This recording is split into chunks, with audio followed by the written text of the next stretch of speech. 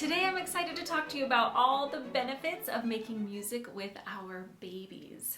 Did you know that singing and listening to music with babies can help keep them calm, helps improve their health, helps them develop a stronger social bond, and even helps them develop language fluency?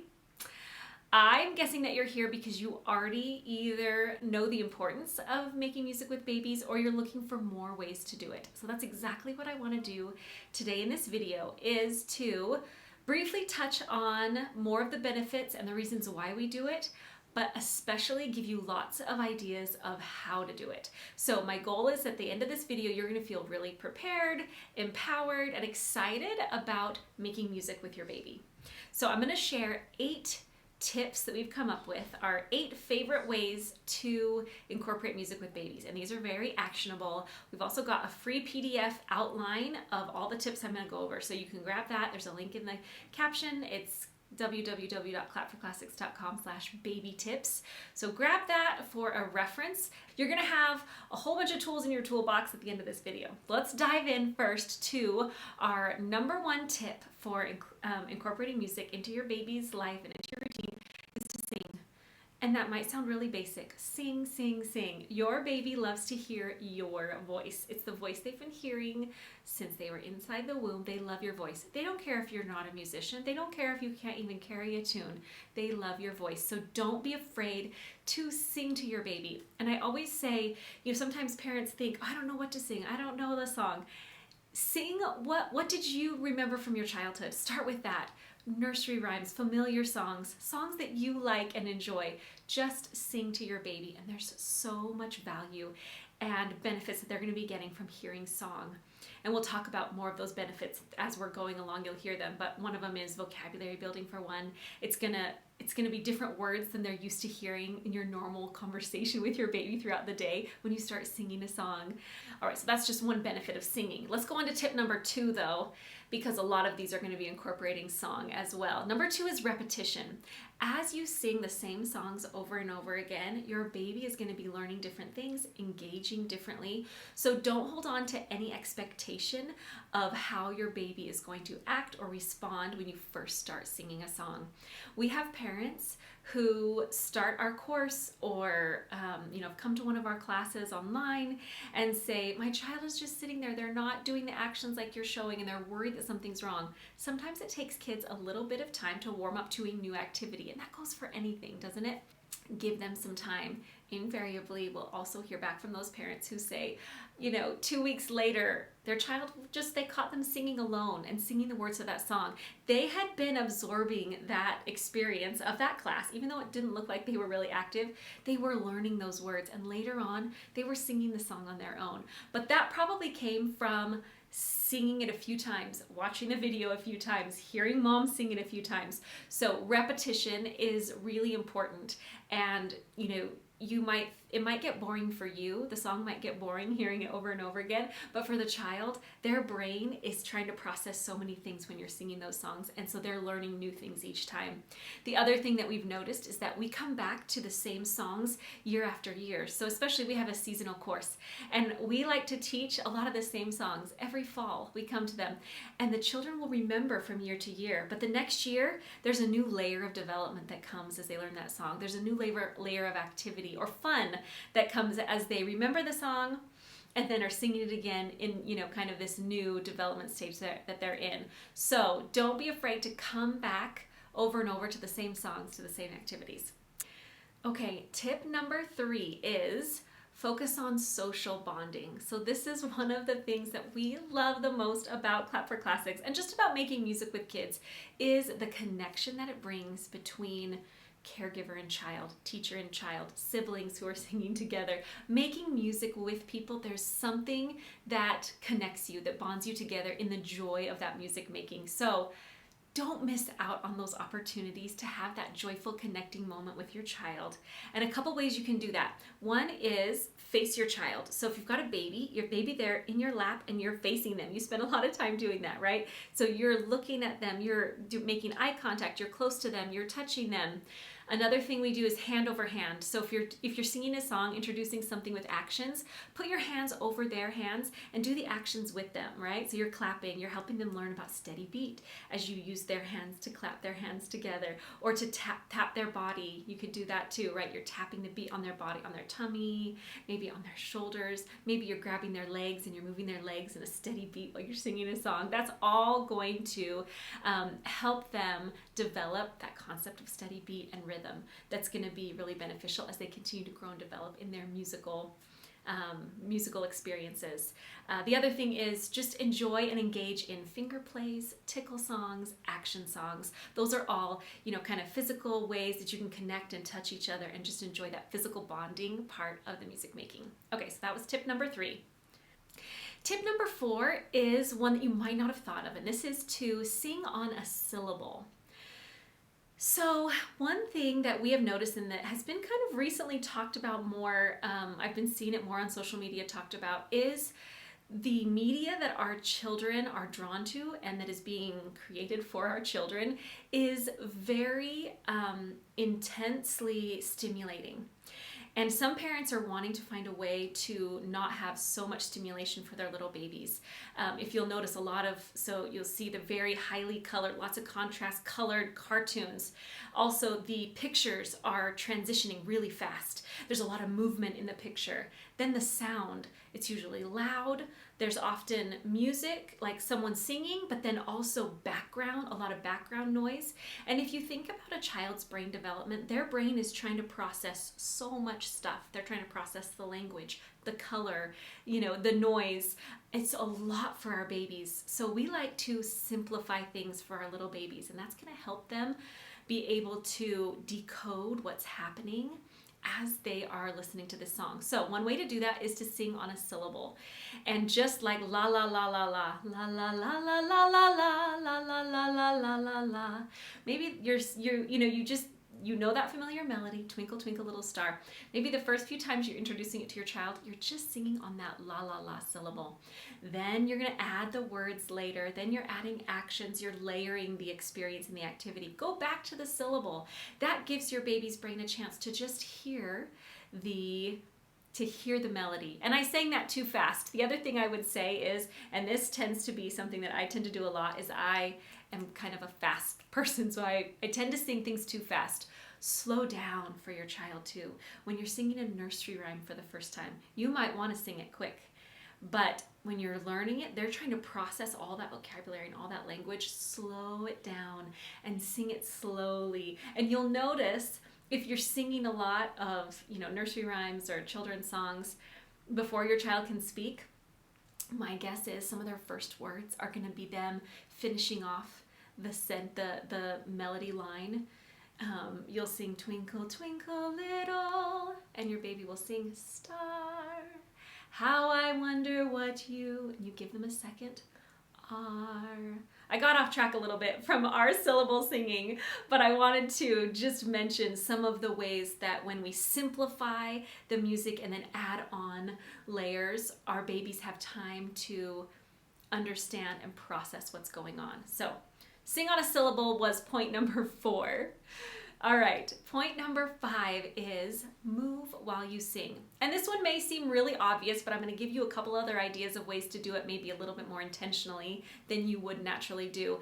We know that engaging in rhythm-based activities promotes early brain development. How cool is that? So let's set them up for success by moving while we're singing and letting them experience that rhythm. The other thing movement does is really helps movement with song especially, and the types of movement that you would do with a baby helps them develop spatial awareness, which is a really important developmental skill and milestone that they're working on to understand how they move through space.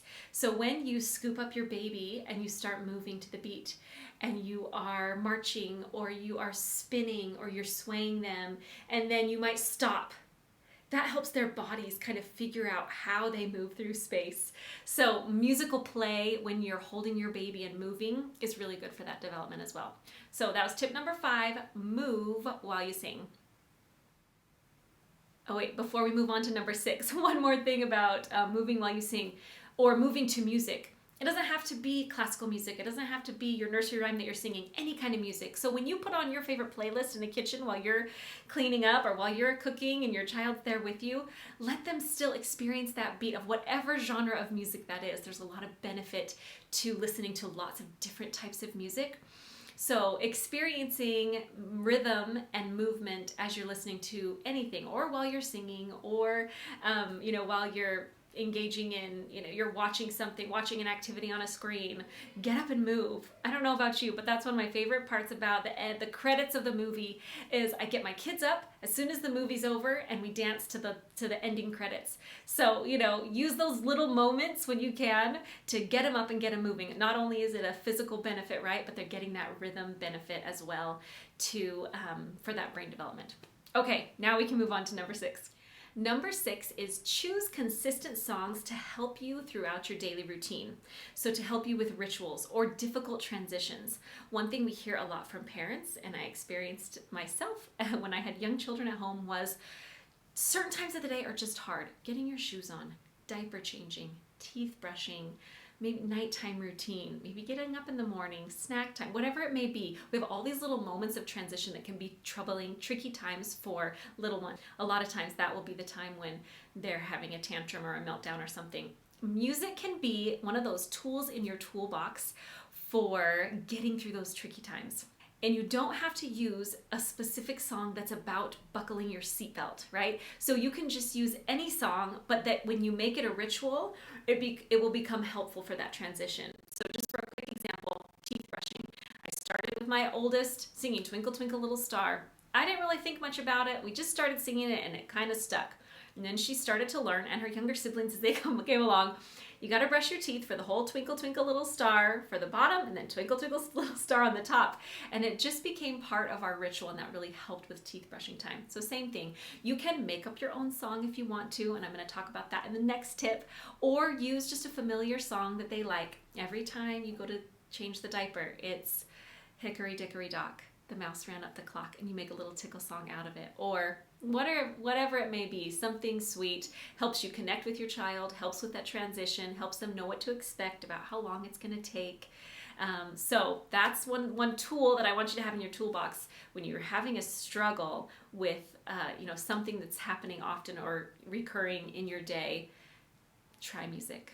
Try to make a musical ritual to attach to that will help either lighten the mood, distract them, whatever it may be.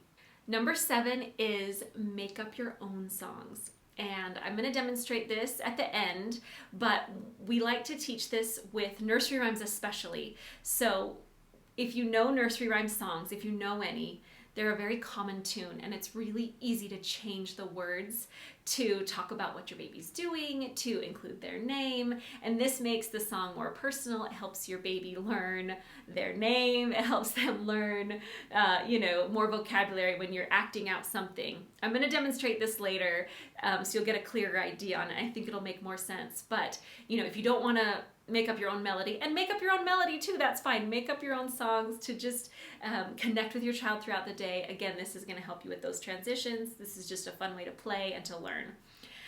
All right, number 8 is enjoy music all the time. Just find ways throughout your day to sneak in music. So we find that when baby's contained, it's a great time to sneak in some musical learning with some classical music, a song, some really great recording, whether it's when they're in the bathtub, when they're in the high chair, when they're sitting and playing with Play-Doh, with your older kids when they're coloring, times like that. But for babies, they're in a high chair, you're feeding them, turn on some great music and let them listen and experience that. Okay, now that I've touched on all 8 tips, I want to give you a couple of fun activities. So this activity puts into practice at least 5 of the 8. It includes singing, repetition, social bonding, movement, and making up songs. And here's how it goes. And as I repeat it, you're going to see how you might adapt it and change it. And here is the song, first of all. All around the mulberry bush, the monkey chased the weasel. The monkey thought 'twas all in fun. Pop goes the weasel. So first off, That pop I would really enjoy. So I would pop the baby up at that time if I'm holding him, right? We might be moving around while we're singing. Now let's adapt it and add in their name. All around the mulberry bush, the monkey chased the Charlotte. The monkey thought 'twas all in fun. Pop goes the Charlotte. Now maybe we're in the living room, so we add in some more language and some more words. All around the living room, the monkey chased the Charlotte. The monkey thought 'twas all in fun. Pop goes the Charlotte. Then maybe we add mommy's name in. All around the living room, the mommy chased the Charlotte. The mommy thought 'twas all in fun. Pop goes the Charlotte. This could be while baby's lying on the ground and you're making a little movement action tickle song. You could be holding, you could be dancing, you could be running around, chasing each other. Okay, so this is a really fun way to personalize it. Kids are so delighted when you add their name into a song. They just think it's so fun and it's so easy to do with nursery rhyme songs like that. So take advantage of the delight that you could do by just adding in their name into a simple song. That repetition as you're singing it over and over again, as you're playing this little game with her throughout the day, their brains are developing as they're hearing the song over and over, the vocabulary. Like I mentioned before, some of children's first words will be phrases of the songs that they're hearing repeated over and over again. My next example comes straight out of our nursery rhyme baby time course. It's the Itsy Bitsy Spider, so a familiar favorite. This is a great one that you could use for a difficult transition in your day, maybe diaper changing, teeth brushing, and let me show you just a few different ways to play with this song, and I might need to get my dolly for this one. So we're going to pretend that we are changing, we're diaper changing, and we're going to start by just singing this song on a syllable. La la la la la la la la la la la la la. La la la la la la la la la la. La la la la la la la la la la la. La la la la la la la la la la la. So we're keeping a steady beat. Maybe you're actually changing the diaper, right? Whatever's happening. But just starting with just that syllable. Okay, so that's one way that you could do it. Next, we're making eye contact, right? We're enjoying this little bonding moment. We've turned something that's maybe a little bit tricky, maybe something they don't want to do, we don't want to do, into something a little more fun with music. Okay, next we're going to add the words. So this is going to be some vocabulary building. We might add some actions. And maybe I'm just demonstrating first. The itsy bitsy spider went up the water spout. Down came the rain and washed the spider out. Out came the sun. Now maybe I take their little arms hand over hand and have them make a little sun over their head. And dried up all the rain. And the itsy bitsy spider went up the spout again. So turn it into a little tickle song or an action song. You could also have them sitting in your lap and you could be doing the actions with them if they're wanting to. They might not want to. They might be wriggling around and not want to do it, and that's fine too. You can just keep doing it and modeling it. The second verse is less well known, but you might like to learn this one. This is kind of fun too. It's going to add some more vocabulary, a little bit more fun, some imagination. The itsy bitsy spider climbed up on my chair. So then the spider's your little fingers getting close. He climbed right up my arm and then hid in my hair. He tickled my leg and he tickled my toes. Then the itsy bitsy spider landed on my nose. Where's your nose? Right, okay, so we're learning some body parts there. We're enjoying some imaginative play. I'm gonna just share one more time a couple more things you might be able to do. Maybe you're gonna wanna next time add in some lifting. So we're learning those words up and down with movement in their body. The itsy bitsy spider went up the water spout. Down came the rain and washed the spider out. Out came the sun and dried up all the rain. And the itsy bitsy spider went up the spout again. And I'd probably be facing baby at that time, right? All right, second verse with that fun little spider. I don't have one with me, but what we've done before is made a little pretend spider, and that could be a fun little craft project for your older baby maybe. This one was going to be better for your little bit older baby, young toddler. Have a little play spider that you can play with, so you're getting a little imaginative play as well. Obviously, you don't want to scare them, but kind of fun when that little spider is tickling their little arms. So that's a bunch of different ways that you can play with that very familiar song. I hope that gives you some ideas on ways to play with your little one. The last thing I want to share with you before we finish is classical music. So if you've been around here for a while, you know that we love classical music. We love sharing it with kids for lots of reasons. But I'm going to give you a bunch of ideas of how you can do that, and you can start doing it right away. First of all, we've got a Spotify channel, so we have a bunch of Spotify playlists that we've compiled some of our favorite classical music to share with kids.